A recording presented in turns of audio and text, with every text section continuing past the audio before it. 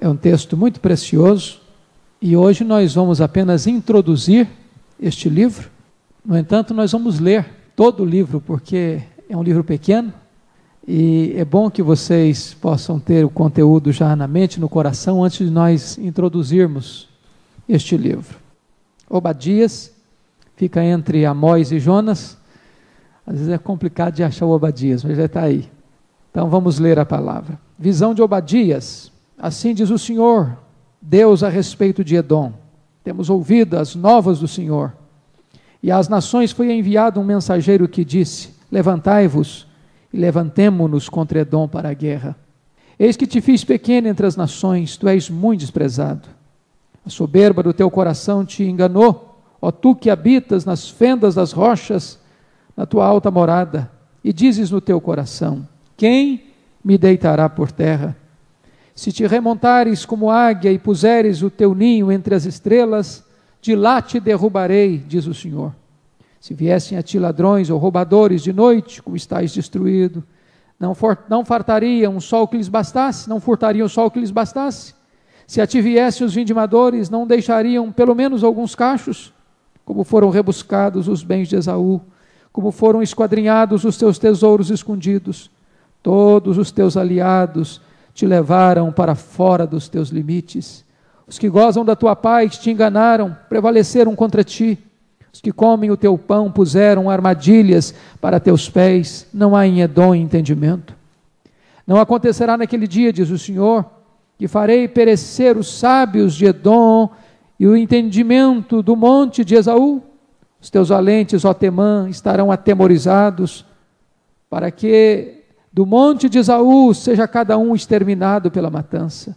Por causa da violência feita a teu irmão Jacó, cobrir-te-á a vergonha e serás exterminado para sempre. No dia em que, estando tu presente, estranhos lhe levaram os bens, e estrangeiros lhe entraram pelas portas e deitaram sortes sobre Jerusalém, tu mesmo eras um deles. Mas tu não devias ter olhado com prazer para o dia de teu irmão, o dia da sua calamidade, nem ter te alegrado sobre os filhos de Judá no dia da sua ruína, nem ter falado de boca cheia no dia da angústia. Não devias ter entrado pelas portas do meu povo no dia da sua calamidade. Tu não devias ter olhado com prazer para o seu mal no dia da sua calamidade, nem ter lançado mão nos seus bens no dia da sua calamidade.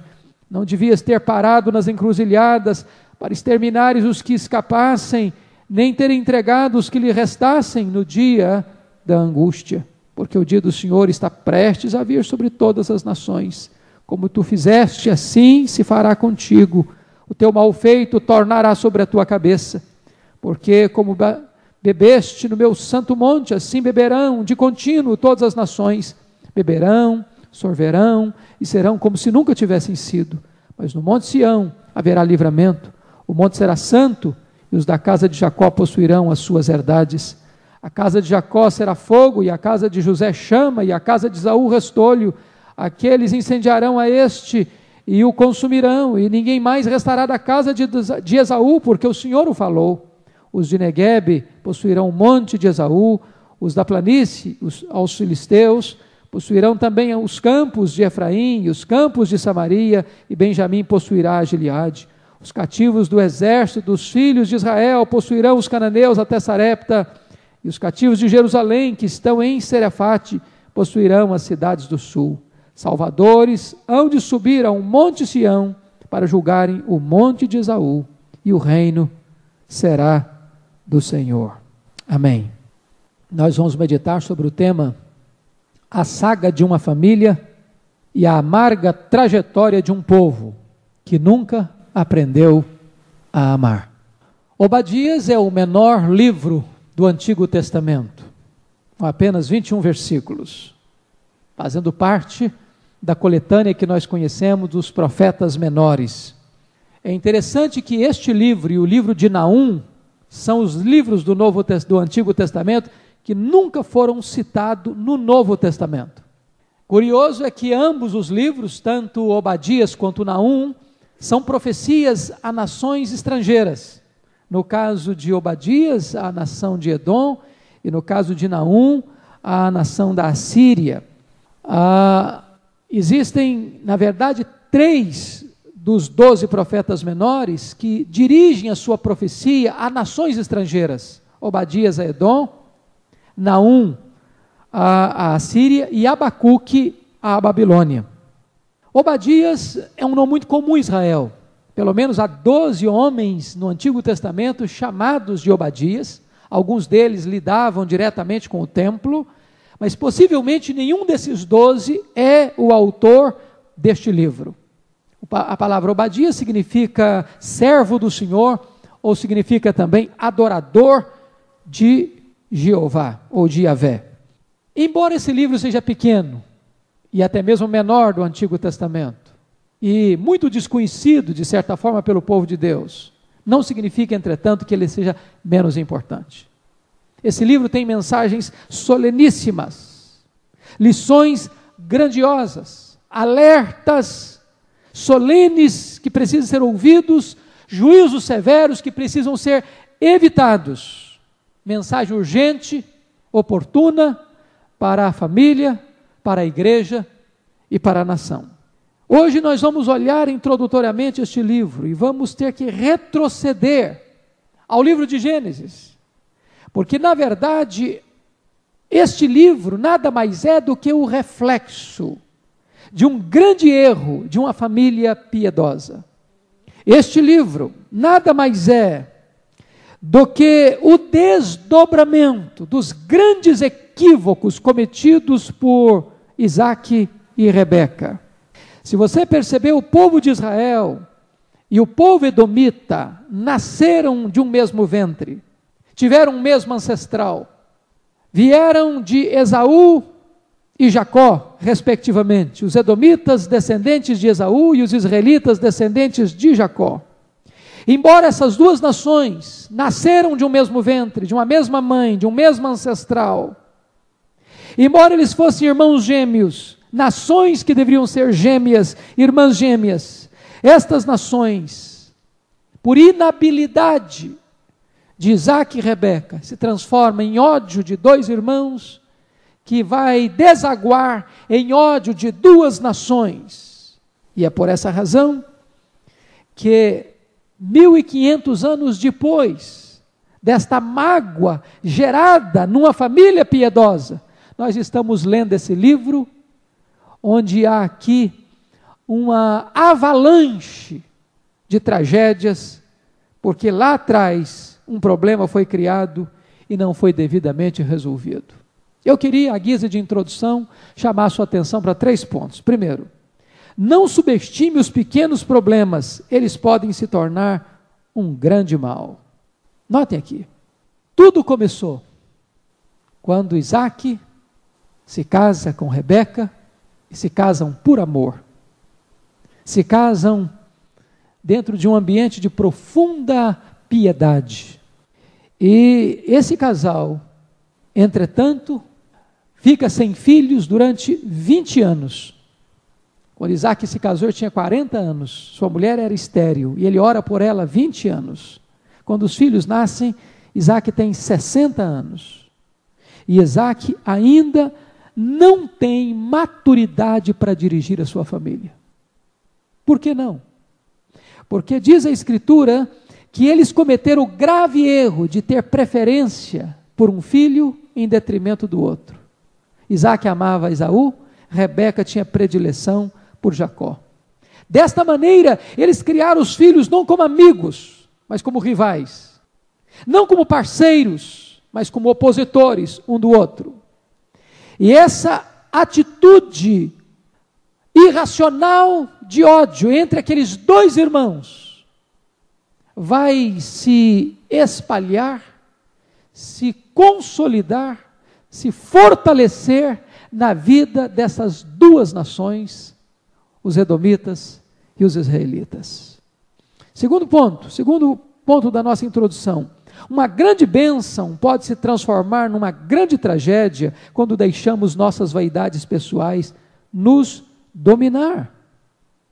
Note vocês que depois de tanto tempo de oração, talvez de um casamento bonito, harmonioso, Este casal agora, num dado momento, quando os filhos chegam, em vez de os filhos serem bênção para o casal, os filhos se transformam em problema para o casal.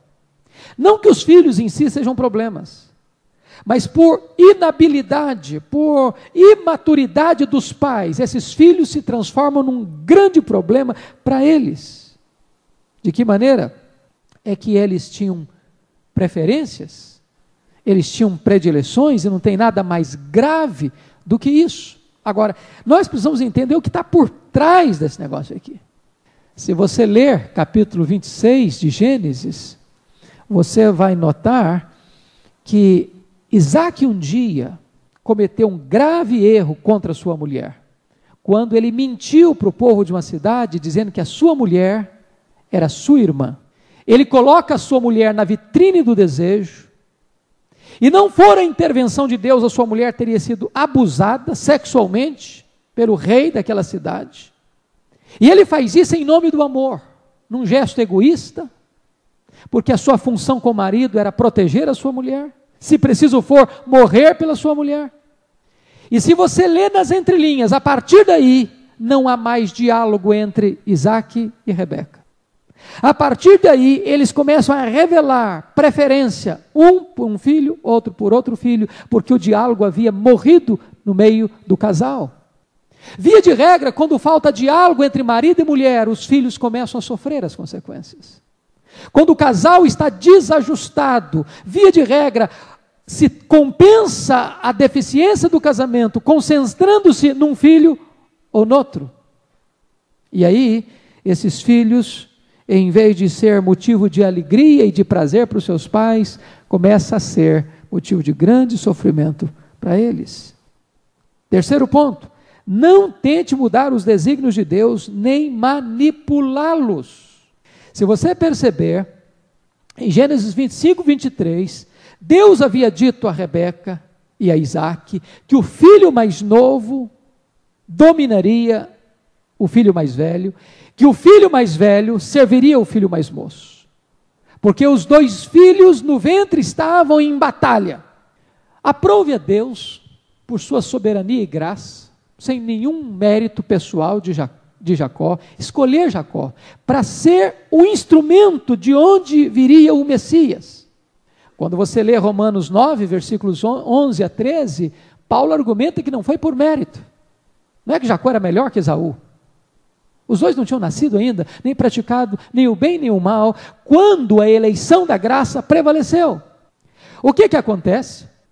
Isaac, que amava mais Esaú, tenta alterar o projeto de Deus. De que maneira? Ele já estava velho, já não enxergava direito, chamou Esaú, disse: meu filho, vá procurar uma caça gostosa, prepara-me uma refeição especial, porque eu te darei a bênção. Ele era o pai, tinha competência de dar a bênção. Mesmo sabendo que Deus já havia dito que o mais velho serviria o mais moço. Mas Isaac tenta alterar o projeto de Deus de uma maneira insensata. O que Rebeca faz? Age errado por outro lado. Ela tenta agora dar uma mãozinha para Deus. Ela pensa que, já que Isaac está disposto a dar a bênção para Esaú, e que Deus possivelmente não estava acompanhando os fatos como ela esperava que acompanhasse, ela disse: se eu não interferir agora, a coisa vai mudar. Então ela chama o Jacó e disse: Jacó, pega 2 bons cabritos, e eu vou fazer uma refeição especial para o seu pai, e você vai se fingir de Esaú, para receber a bênção do seu pai. Os dois deixaram de confiar em Deus. Os dois se insurgiram contra os propósitos de Deus. Nós nem podemos alterar os planos de Deus, nem precisamos dar uma mãozinha para Deus. Deus é sábio, Deus é soberano, e Ele é competente para dirigir a nossa vida e a história. Dito isso, eu quero chamar a sua atenção para nós olharmos um pouco mais o primeiro ponto, que é o pano de fundo deste livro. Nós não vamos entender, Obadias, sem entendermos esta história mais detalhada desta família. Então, chama a sua atenção para alguns pontos. Primeiro, a luta no ventre, Gênesis 25, 22.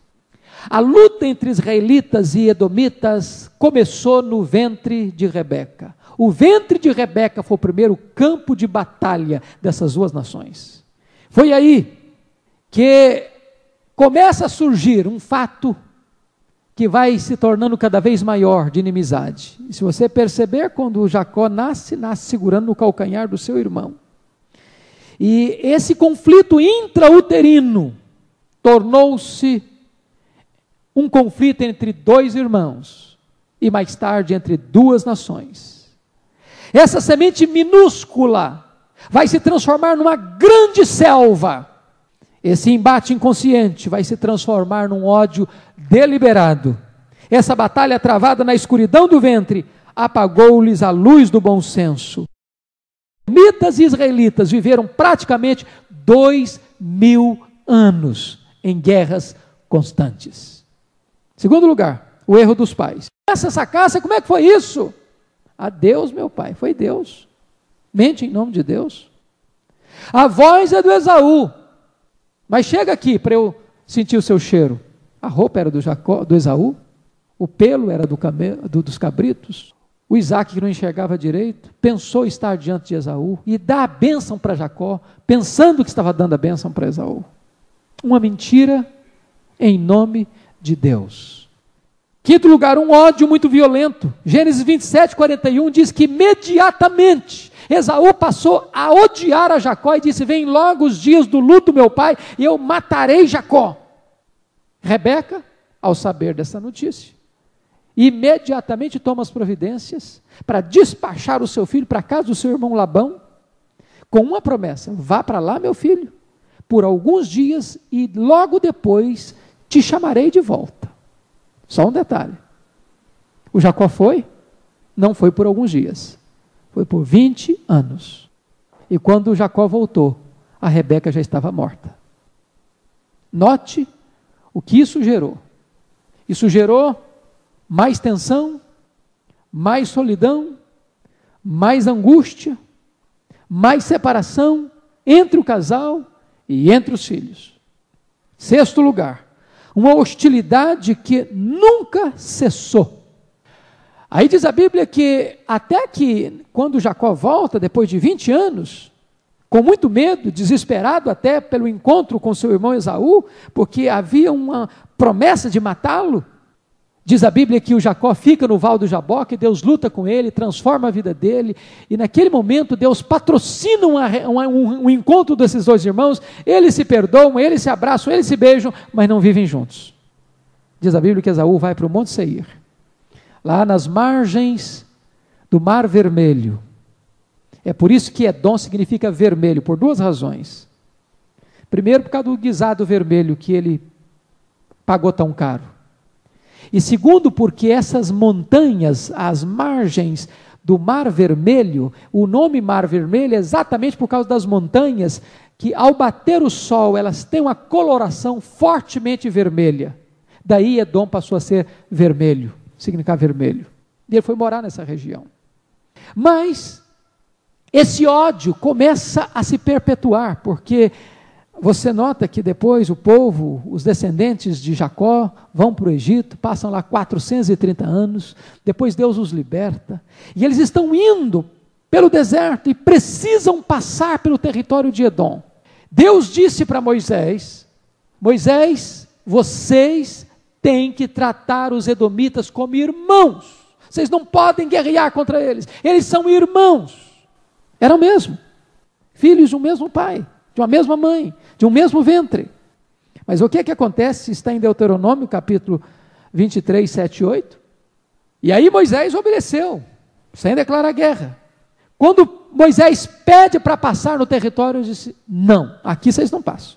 E trataram com grande hostilidade os israelitas que caminhavam pelo deserto, levando Israel a ter que fazer uma grande viagem, uma grande volta, com muitas dificuldades a partir daí. Pois bem, não ficou só nisso. Essa mágoa voltou à tona várias vezes. Na época de Davi, como um guerreiro e como um estrategista militar, resolveu lutar contra os edomitas, subjugá-los, não tão somente por ódio racial, mas por tomar posse da região estratégica comercial, ali onde ficavam os edomitas, que era a região onde passava o comércio entre o norte e o sul. Depois, os edomitas invadiram os judaítas no período do rei Jeorão, fazendo uma grande carnificina.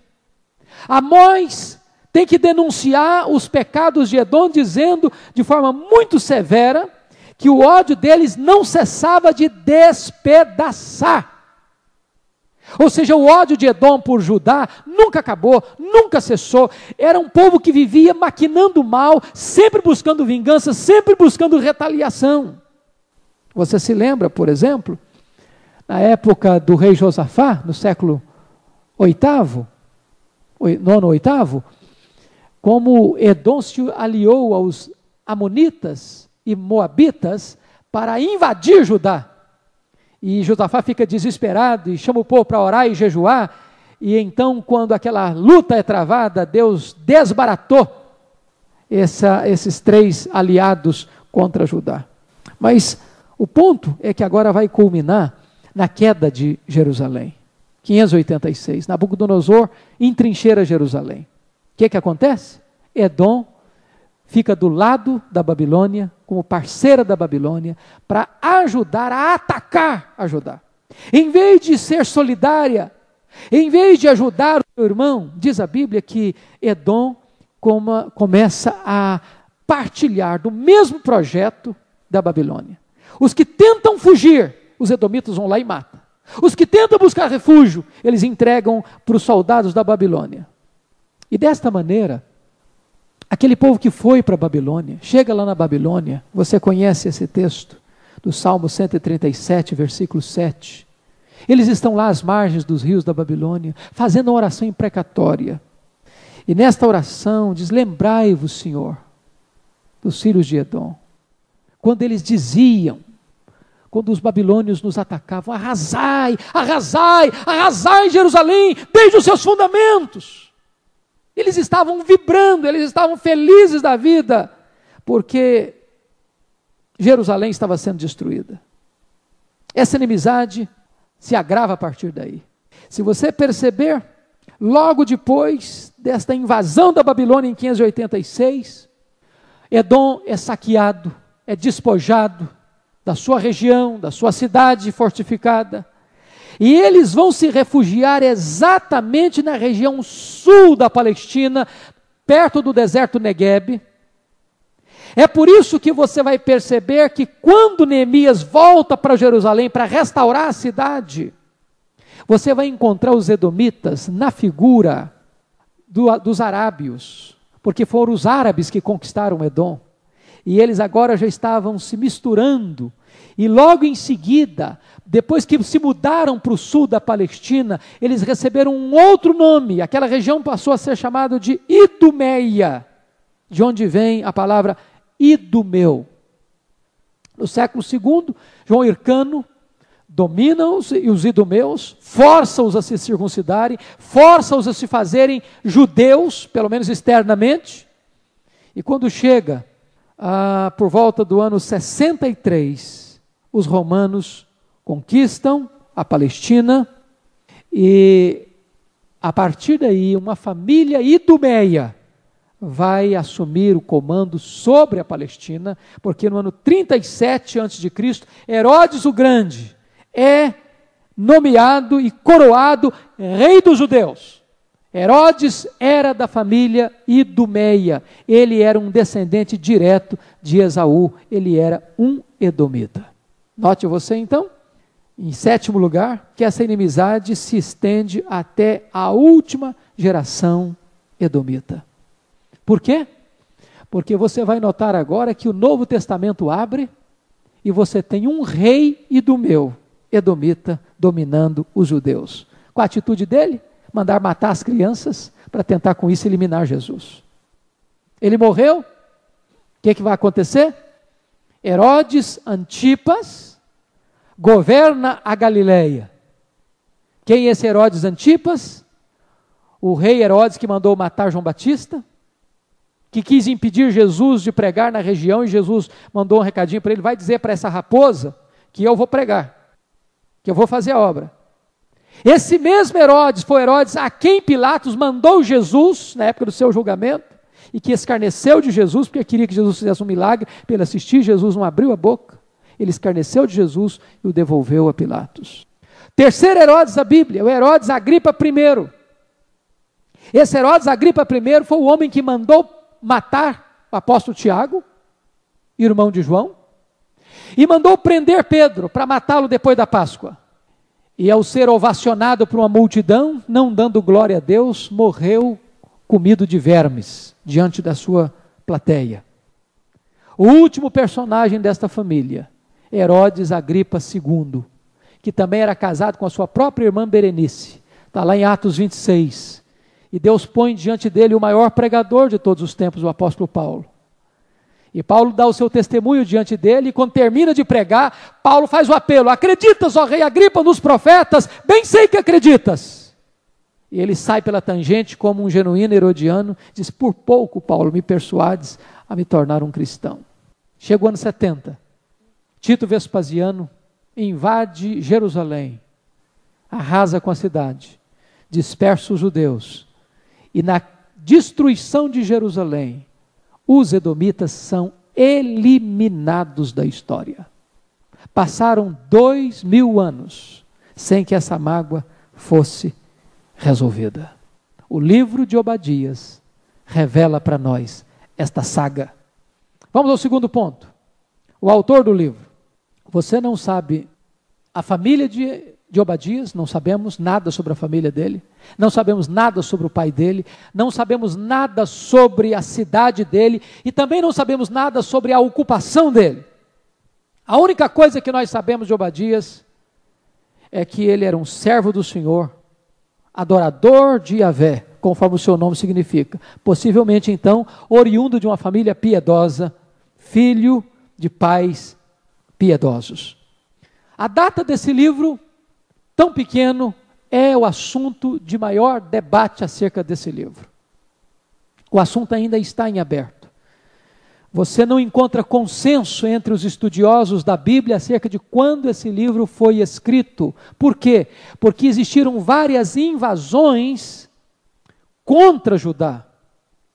E em quase todas essas invasões contra Judá, os edomitas estavam do lado dos invasores. Então, alguns eruditos entendem que esse livro deve ser datado por volta do ano 885, como, por exemplo, Van Groningen, Charles Feinberg, Edward Young, George Robinson, entendem que esse livro, esse ataque aqui que o livro fala, não é o ataque da Babilônia, mas um ataque promovido bem lá atrás, muito antes da invasão babilônica. João Calvino, entretanto, juntamente com outros estudiosos como David Baker, optam por entender que esse texto aqui da invasão está se referindo à invasão babilônica. Eu, pessoalmente, creio que o texto de Obadias refere-se à invasão babilônica, porque a invasão babilônica em 586 foi a invasão mais forte, de consequências mais trágicas e mais abrangentes. Quando então Jerusalém foi totalmente arrasada.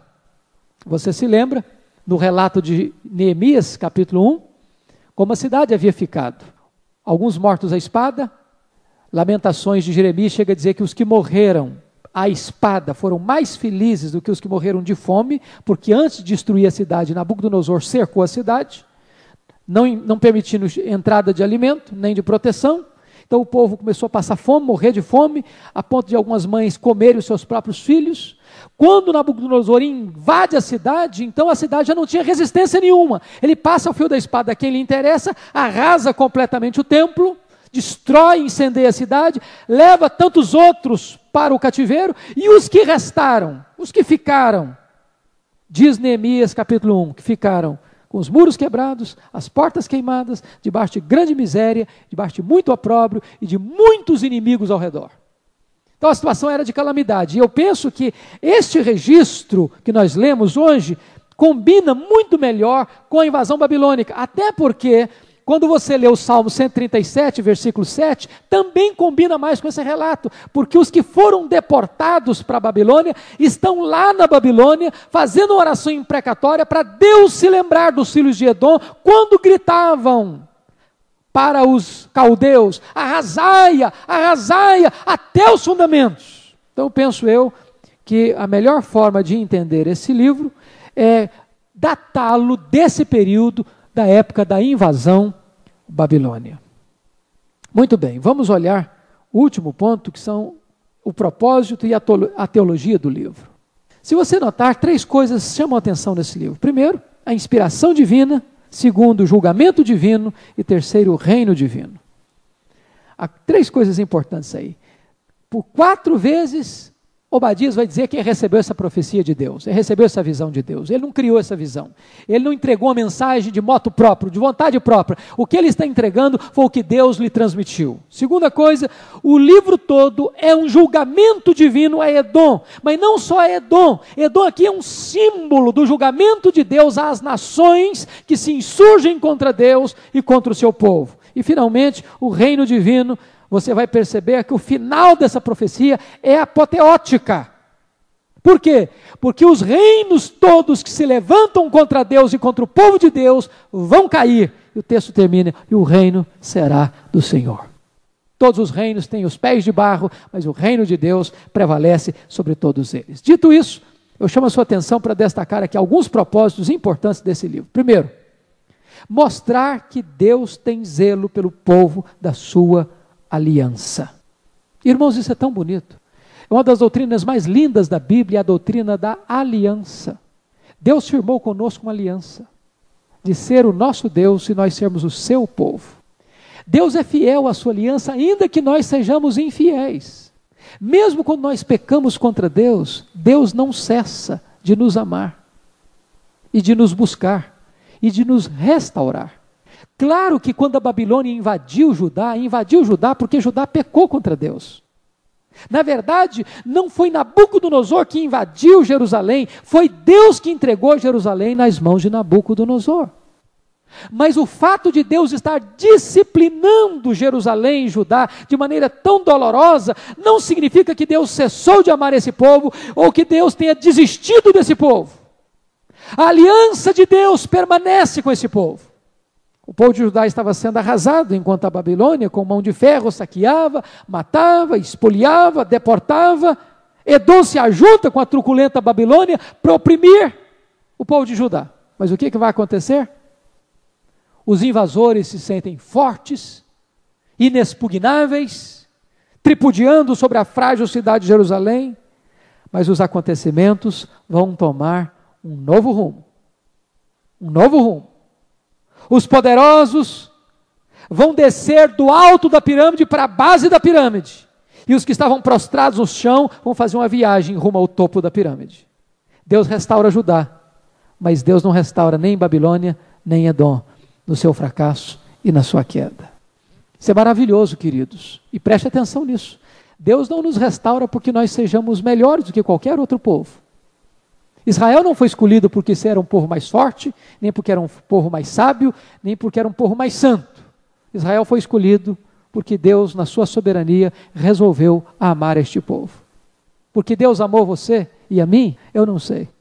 Mas não éramos melhores do que ninguém. E Deus nos amou. E Deus investe em nós. Ele tem compromisso com a sua aliança de amor com você e comigo.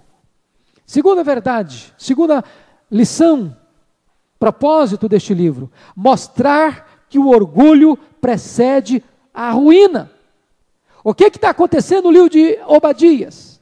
O povo de Edom está morando numa cidade extremamente estratégica, numa fortaleza de rocha maciça, às margens do Mar Vermelho, perto do Mar Morto.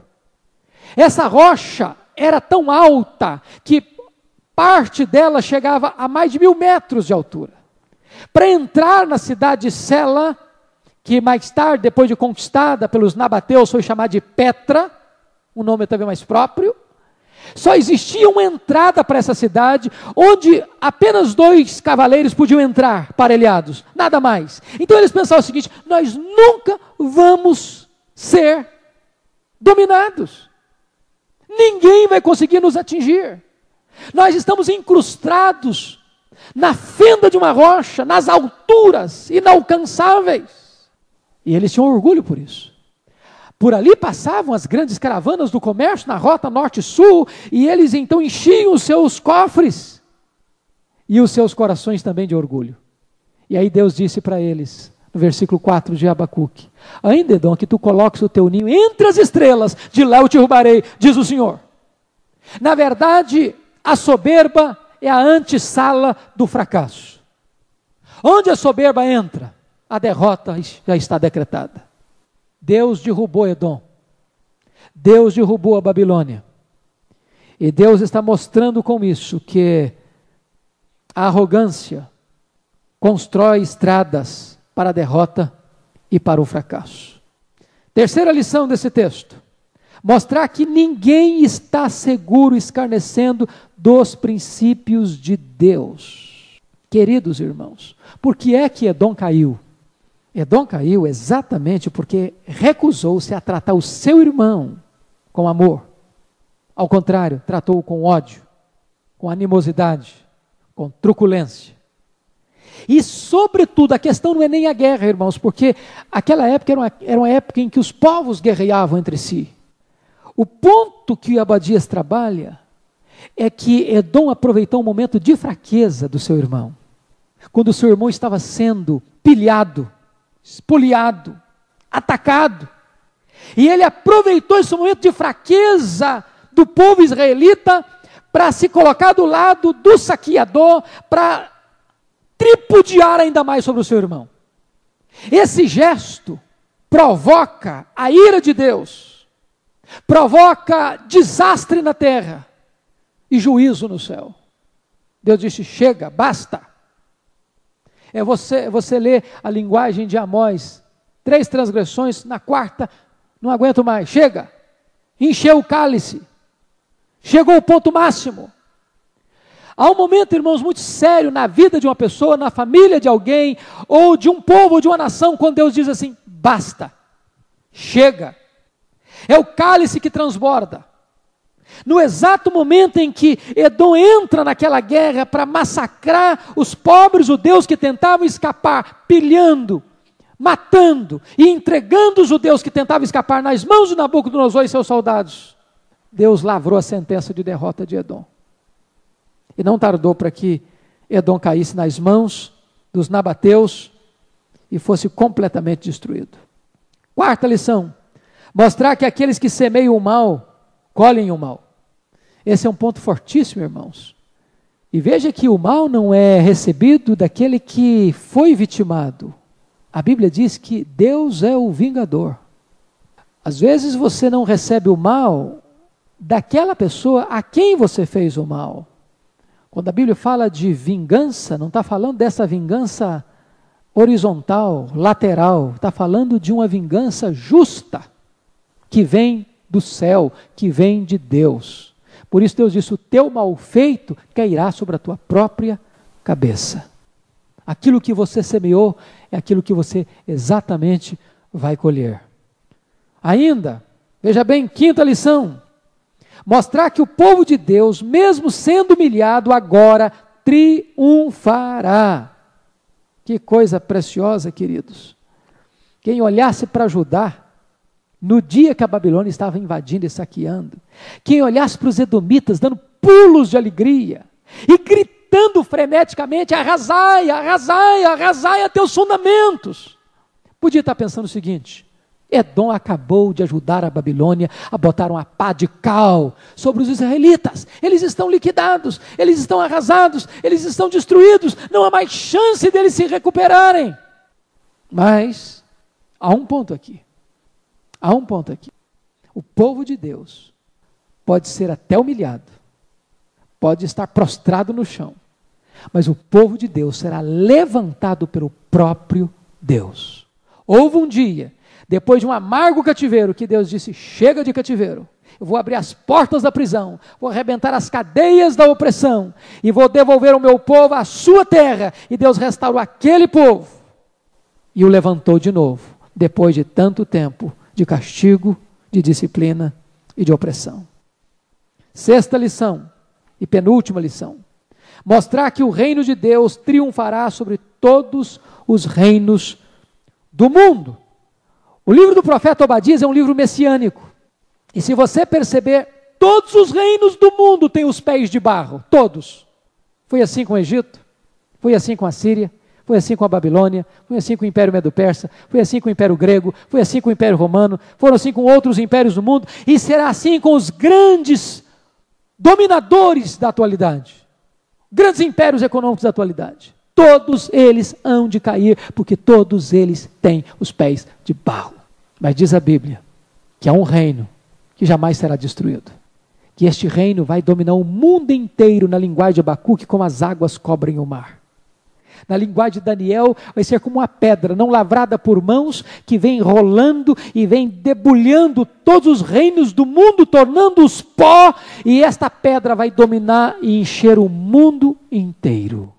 E o livro de Apocalipse vai nos dizer que há um grande brado, um grande grito: o reino se tornou do Senhor e do seu Cristo, e ele reinará pelos séculos dos séculos.